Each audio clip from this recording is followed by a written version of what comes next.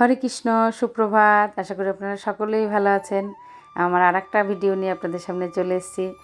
আজ দেখুন আমার ভগবানকে নীল পোশাক পরিয়েছি। আজ শনিবার, কত সুন্দর লাগছে। আমার যত ভগবানের ড্রেস আছে সব থেকে এই ড্রেসটা পরালে ভগবানকে সুন্দর লাগে, আর চোখ ফেরাতে পারি না, এত সুন্দর লাগে।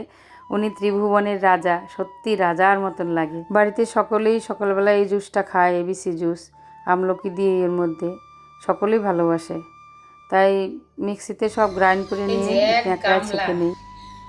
এবিসি জুস এখন বাড়ির সবাই এখন খাবো।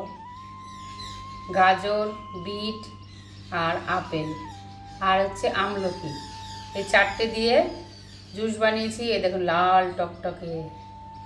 গতকাল রাতে সাবুগুলো ভিজিয়ে রেখেছিলাম, তাই এখন মিক্সিতে পেস্ট করে নিয়ে কড়াইতে দিয়ে এর মধ্যে 1 চামচ লবণ আর 1 চামচ জিরে দিয়ে দেবো।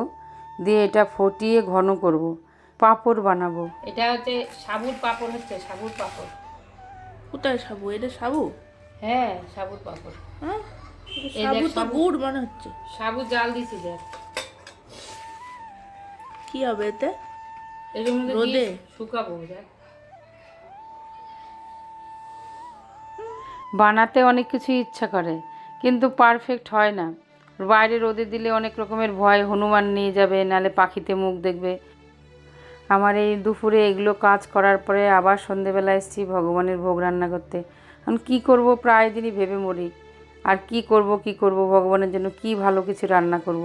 তাই আজকে ভেজ রোল বানাচ্ছি ভগবানের জন্য। পনির দিয়ে, ক্যাপসিকাম, গাজর সব রকমের মশলা দিয়ে আজকে ভেজ রোল বানিয়ে ভগবানকে রাতের ভোগে দেব। আমার ভিডিওটা আপাতত এই পর্যন্ত। আবার আর একটা ভিডিওতে আপনাদের সঙ্গে দেখা হবে। হরে কৃষ্ণা।